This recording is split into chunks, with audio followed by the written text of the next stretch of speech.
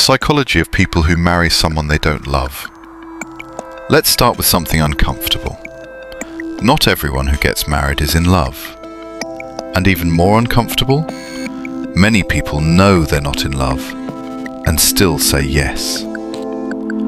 Why would someone commit their entire life to a person they don't feel deeply connected to? It's not stupidity. It's not always manipulation. And it's rarely simple. It's psychology. First, understand this. Humans don't just marry for love. They marry for safety, for stability, for timing, for approval, for escape, for pressure relief.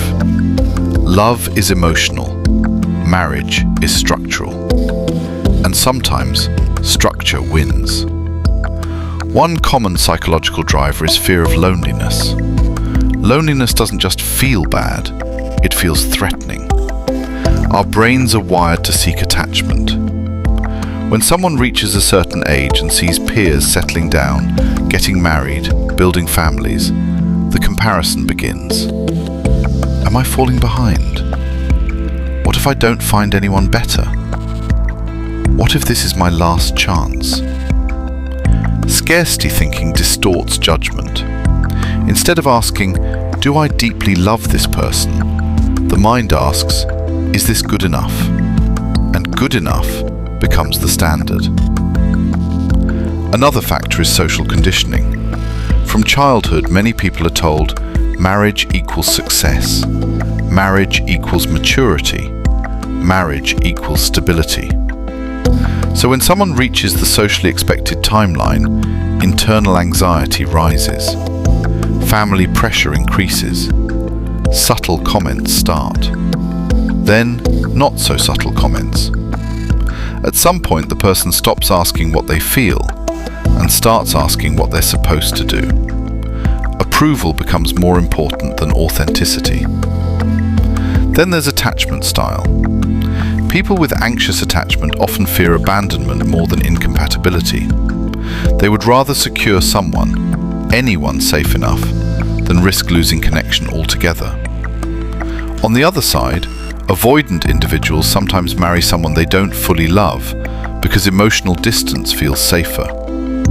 They pick partners they don't feel overwhelmed by. Not too intense, not too consuming, controlled closeness. It feels stable, but not passionate. There's also the stability trade-off.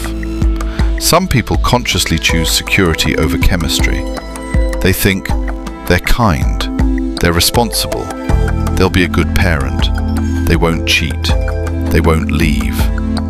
That checklist can outweigh emotional spark, especially for someone who's been hurt before. After heartbreak, the nervous system prioritizes predictability. Excitement starts to feel dangerous. Calm starts to feel intelligent. So they marry the safe option. But here's where it gets deeper. Sometimes people don't even realize they're not in love. They confuse comfort with love, habit with love, attachment with love, relief with love. If someone reduces your anxiety, you may interpret that as love. If someone chooses you consistently, you may interpret that as love. If someone doesn't hurt you, you may interpret that as love. But absence of pain is not the same as presence of passion. There's also identity pressure. Some people marry because they've invested years into a relationship. Leaving would mean admitting it wasn't right. Ending it would mean starting over. Sunk cost fallacy keeps people stuck. I've already given 5 years. My family knows them. Our lives are intertwined. So instead of risking disruption, they commit further. Then there's financial and practical reasoning. Let's be honest, economics play a role. Shared rent, shared bills, shared future plans.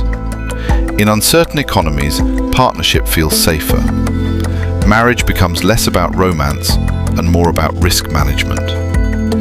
Now here's the critical part. Marrying someone you don't love doesn't always mean you dislike them. Often, you care deeply. You respect them. You appreciate them. but something is missing. And that missing feeling is often silenced by logic. People convince themselves love grows. It will come. Movies exaggerate romance. This is what mature love looks like. And sometimes love does grow, but sometimes it doesn't. And when it doesn't, resentment quietly forms. Resentment doesn't explode immediately. It accumulates in small irritations, in emotional distance, in subtle comparisons to others, in thoughts like, is this it? The tragedy isn't marrying without love. The tragedy is losing emotional honesty with yourself.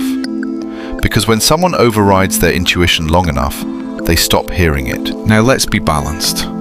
Some arranged marriages begin without love and develop it later. Some people start neutral and grow attached deeply. But that growth requires effort, vulnerability, and mutual emotional investment. Without that, the relationship becomes functional. Functional isn't the same as fulfilling. So what's the real psychology underneath? Fear, timing, pressure, attachment wounds, safety seeking, scarcity mindset, identity preservation. It's rarely one reason, it's layers. And here's the question most people avoid asking before marriage. Am I choosing this person, or am I choosing relief? Relief from loneliness, relief from pressure, relief from uncertainty, relief from expectations.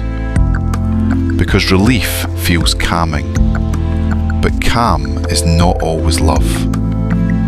Love has depth, curiosity, emotional openness, desire to know and be known, expansion. If your world shrinks in the relationship, something is off. If your emotional range narrows, something is off. Marriage should not feel like resignation. It should feel like alignment. So if someone marries without love, don't rush to judge them. Understand the psychology. Humans don't always choose with clarity. They choose with the tools they have at the time. And sometimes, the greatest mistake isn't marrying without love. It's never learning what love actually feels like.